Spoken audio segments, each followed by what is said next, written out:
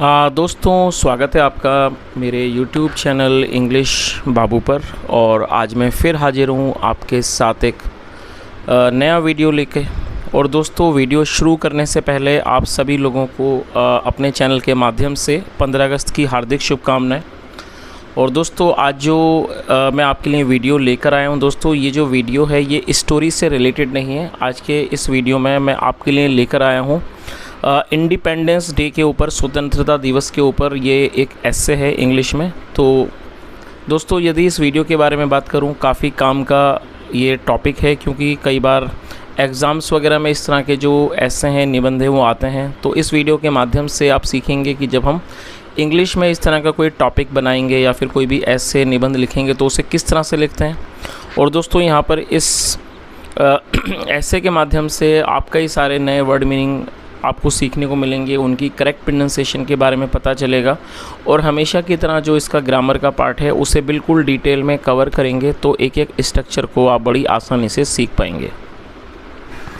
तो चलिए दोस्तों, आज के इस वीडियो को हम शुरू करते हैं। और सबसे पहले ये जो आज का जो टॉपिक है, एस्से है, उसका टाइटल देखते हैं। इसका टाइटल है द इंडिपेंडेंस डे। क्या मतलब हुआ दोस्तों? इंडिपेंडेंस नाउन है जिसका मतलब होता है स्वतंत्रता। द इंडिपेंडेंस डे मतलब क्या हुआ कि स्वतंत्रता दिवस। तो दोस्तों, ये आज के इस जो एस्से है उसका टाइटल है, शीर्षक है। और अब मैं इसे पढ़ना शुरू करता हूँ। आपसे रिक्वेस्ट है, आप इसे बिल्कुल ध्यान से सुने। और यदि आज के इस एस्से में, इस पैराग्राफ में आपको कोई नया वर्ड या फिर नया स्ट्रक्चर मिले तो आप उसे नोट करें। और यदि आज की स्टोरी या यदि आपको आज का वीडियो पसंद आए तो इसे लाइक भी ज़रूर करें। तो चलिए इसको शुरू करते हैं। India became independent on 15th August 1947 after a long struggle. क्या मतलब हुआ दोस्तों? ये जो वाक्य है ये पास्ट इंडेफिनिट का अफर्मेटिव वाक्य है।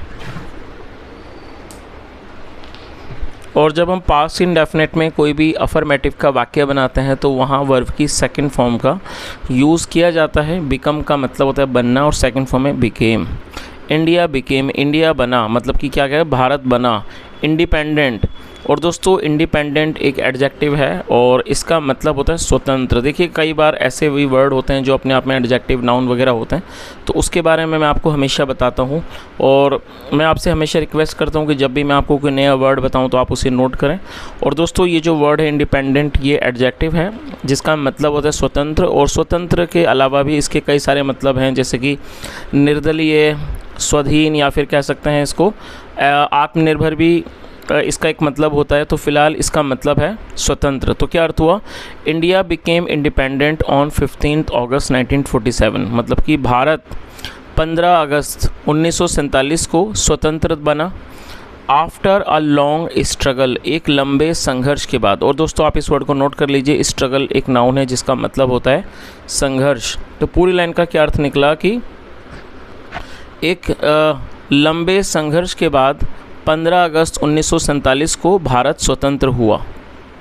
Jawaharlal Nehru, who had spent the prime of his life in British jails while fighting against the mighty British Empire, became the first Prime Minister of India and hoisted the Indian flag tricolor on the ramparts of the Red Fort in Delhi at 12 p.m. as the 0 hour for 15th August started on this date in 1947। दोस्तों, ये काफ़ी बड़ा sentence है, तो मैं इसको थोड़ा थोड़ा करके ट्रांसलेट करूँगा ताकि आप इसको बिल्कुल अच्छे से समझ सकें। Jawaharlal Nehru who had spent. और दोस्तों, ये जो वाक्य है यहाँ देखिए, हु का यूज़ किया गया है। हु एक रिलेटिव प्रोनाउन है। जब हम किसी भी व्यक्ति का, किसी का रेफरेंस देते हैं तो वहाँ पर हु का यूज़ एक रेफरेंस देने के लिए किया जाता है, जो कि एक रिलेटिव प्रोनाउन है। और यहाँ देखिए, हेड के साथ थर्ड फॉर्म का यूज़ किया गया। तो ये पास्ट परफेक्ट का वाक्य है। पास्ट परफेक्ट का मतलब होता है पास्ट में किसी क्रिया का पूरा होना, पाया जाना। जब हम पास्ट परफेक्ट में कोई वाक्य बनाएंगे वहाँ हेड के साथ थर्ड फॉर्म का यूज़ किया जाता है। स्पेंड का मतलब खर्च करना या फिर बिताना, और थर्ड फॉर्म है स्पेंड। तो क्या अर्थ हुआ? जवाहरलाल नेहरू मतलब कि Jawaharlal Nehru who had spent the prime of his life, मतलब जिन्होंने अपने जीवन का एक बड़ा हिस्सा बिताया था इन ब्रिटिश जेल्स, ब्रिटिश जेलों में बिताया था, वाइल फाइटिंग, लड़ने के दौरान, against the mighty British empire. दोस्तों माइटी का मतलब होता है ताकतवर, ये एडजेक्टिव है, और अगेंस्ट मतलब विरुद्ध। क्या अर्थ हुआ कि जिन्होंने ताकतवर ब्रिटिश सल्तनत के ख़िलाफ़ लड़ते हुए अपना मतलब कि जो ज़्यादातर जीवन जेलों में बिताया था, ब्रिटिश जेलों में, became the first prime minister, वो पहले प्रधानमंत्री बने ऑफ इंडिया, भारत के, एंड होइस्टेड द इंडियन फ्लैग। और दोस्तों आप इस वर्ड को ज़रूर नोट कर लीजिए, HOIST, होइस्ट का मतलब होता है फहराना, जो कि वर्ब की फर्स्ट फॉर्म है, और ये पास्ट का वाक्य है तो सेकंड फॉर्म लगाई गई है, सेकंड फॉर्म है होइस्टेड, तो आप इसे भी ज़रूर नोट करें। तो क्या अर्थ हुआ, एंड होइस्टेड द इंडियन फ्लैग, और उन्होंने भारतीय झंडे को फहराया, फ्लैग मतलब झंडा, ट्राई कलर। और दोस्तों इसको क्या कहा जाता है, इसको ट्राई कलर कहा जाता है क्योंकि जो हमारे देश का झंडा है जिसके अंदर 3 रंग हैं, और यही कारण है इसको तिरंगा कहा जाता है, जिसे इंग्लिश में ट्राई कलर कहा जाता है। तो ये क्या था, उसको फहराया, ट्राई कलर को, मतलब कि तिरंगे को फहराया, on the ramparts of the Red Fort. दोस्तों आप इस वर्ड को नोट कर लीजिए, रैम्पार्ट्स का मतलब होता है प्राचीर, किले की दीवार या प्राचीर को रैम्पार्ट्स कहते हैं। और कहाँ फहराया उन्होंने उस झंडे को, तिरंगे को, रेड फोर्ट मतलब लाल किले की प्राचीर पर। कब फहराया, कहाँ फहराया, इन दिल्ली, दिल्ली में, एट 12 PM 12 बजे, एज द 0 hour ऑफ 15 अगस्त, मतलब कि 0 hour में 15 अगस्त के, स्टार्टेड जो कि शुरू हुआ, ऑन दिस डेट इस दिन पर, इन 1947 1947 में। आगे देखिए, he called the moment India's tourist with destiny. दोस्तों यहाँ इंडिया के बाद एपिस्ट्रॉफी ऐसे, जिसका मतलब होता है काकी के, जब हम किसी भी नाम या व्यक्ति के साथ कुछ जोड़ते हैं तो एपिस्ट्रॉफी एस का यूज़ किया जाता है। कॉल का मतलब बुलाना या फिर पुकारना। ही कॉल्ड द मोमेंट मतलब उन्होंने इस क्षण को पुकारा या बुलाया। क्या कहकर बुलाया, India's tourist with destiny, India की भाग्य के साथ मुलाकात। ट्रिस्ट विद डेस्टिनी का मतलब होता है भाग्य के साथ मुलाकात। चलिए आगे देखिए, Since then, 15th August is celebrated every year as Independence Day। क्या मतलब हुआ, since then। दोस्तों since then का मतलब होता है तब से। 15th August is celebrated। यदि आप इस वाक्य के बारे में बात करें तो ये जो वाक्य है ये प्रेजेंट इंडेफिनिट का पैसिव वॉइस का वाक्य है। और दोस्तों मैं चाहूँगा आप इसके स्ट्रक्चर को ज़रूर नोट कर लें, क्योंकि स्ट्रक्चर को यदि आप नोट कर लें तो आपको इससे वाक्य बनाने में हेल्प मिलेगी। देखिए ये जो वाक्य है, जैसे मैंने आपको बताया, प्रेजेंट इंडेफिनिट का पैसिव वॉइस का वाक्य है। और जब हम प्रेजेंट इंडेफिनिट में पैसिव में कोई वाक्य बनाते हैं तो वहाँ पर 3 मेनली हेल्पिंग वर्ब का यूज़ किया जाता है, इज़, एम, आर का।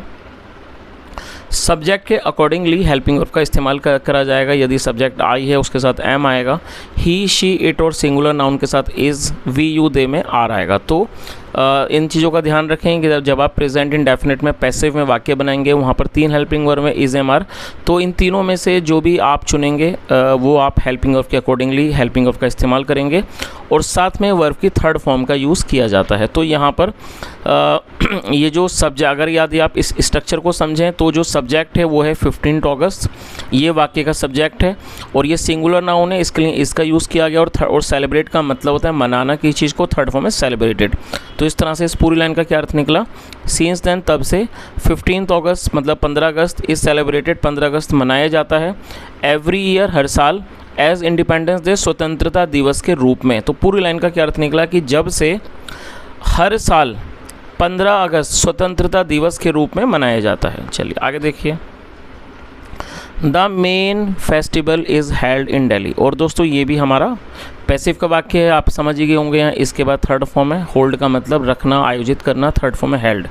द मेन फेस्टिवल, मेन मतलब मुख्य जो फेस्टिवल है, जो त्यौहार है उसको आयोजित किया जाता है। कहाँ आयोजित किया जाता है, इन दिल्ली, दिल्ली में।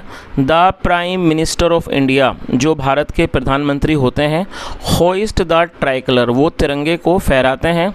अर्ली इन द मॉर्निंग, सुबह के समय उस झंडे को फहराते हैं।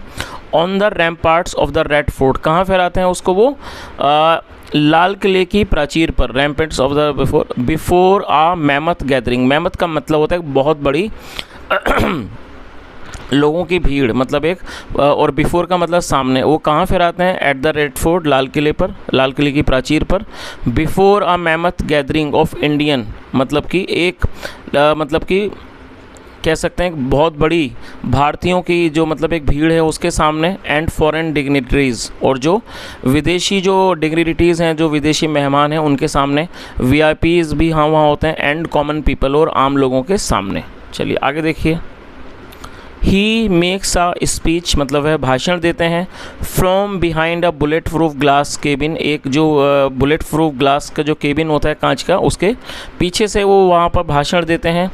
इन हिज स्पीच, अपने भाषण में, ही एक्सप्लेन्स द अचीवमेंट, एक्सप्लेन का मतलब बताना, समझाना, और ये प्रेजेंट इंडेफिनिट का वाक्य है जहाँ पर यदि सब्जेक्ट सिंगुलर होगा हो तो फिफ्थ फॉर्म का यूज़ किया जाता है। तो क्या अर्थ हुआ, अपने भाषण में ही एक्सप्लेन्स, वो बताते हैं, समझाते हैं, द अचीवमेंट्स, उपलब्धियों के बारे में, एंड पॉलिसीज़, और नीतियों के बारे में, ऑफ द गवर्नमेंट, सरकार की जो नीतियाँ होती हैं और जो उनकी उपलब्धियाँ होती हैं उसके बारे में वो समझाते हैं, एंड हाईलाइट्स, और वो ध्यान दिलाते हैं, हाईलाइट करते हैं, या कह सकते हैं उस पर वो प्रकाश डालते हैं, द प्रोजेक्ट्स इन हैंड, मतलब जो प्रोजेक्ट्स अभी हाथ में हैं। ही लिस्ट द मेजर प्रॉब्लम्स, और वो जो मेजर प्रॉब्लम्स हैं, बड़ी समस्याएं, उनको वो लिस्ट करते हैं, ऑफ द कंट्री, देश के, and how the government wants to address and harness them, और वो बताते हैं कि वो किस तरह से उनका समाधान और उनका वो उपयोग करेंगे। हार्नेस का मतलब तो उपयोग करना, और एड्रेस का मतलब होता है किसी चीज़ का समाधान करना। तो वो इन समस्याओं के बारे में बताते हैं, साथ में वो बताते हैं वो किस तरह से इनका उपयोग करेंगे और साथ में इनका समाधान करेंगे। चलिए आगे देखिए।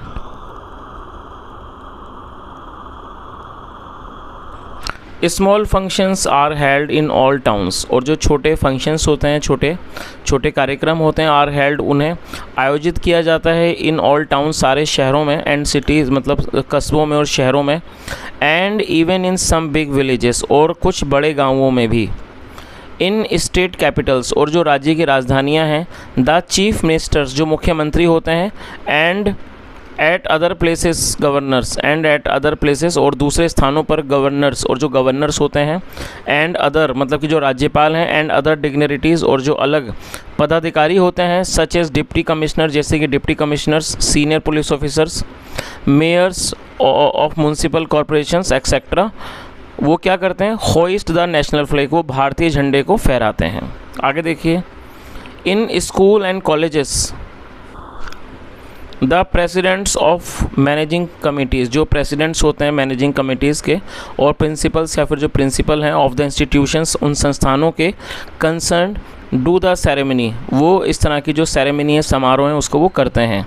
इन ऑल केसेस, सभी मामलों में, द फंक्शन ऑलवेज एंड्स, जो फंक्शंस है वो हमेशा ख़त्म हो जाते हैं, with the recitation of the national anthem, मतलब कि जो हमारा राष्ट्रीय गीत है उसको गाने के बाद, रिसाइट का मतलब गाना, पढ़ना, उसको गाने के बाद, with due respect and regard, मतलब पूरे सम्मान और रिगार्ड के साथ। चलिए, तो दोस्तों इस तरह से ये आज का एक टॉपिक था जिसमें हमें बताया गया कि इंडिपेंडेंस डे क्या होता है, किस तरह से इसकी शुरुआत हुई और इसको कैसे कैसे मनाया जाता है। तो दोस्तों यदि आपको आज का वीडियो अच्छा लगा हो, मेरा पढ़ाने का प्रयास भी अच्छा लगा हो, तो आपसे रिक्वेस्ट है आप इस वीडियो को लाइक करें, शेयर करें, चैनल को भी सब्सक्राइब करें। कोई भी सुझाव हो तो कमेंट में ज़रूर बताएं। यहाँ तक सुनने के लिए thank you so much. Have a nice day and bye.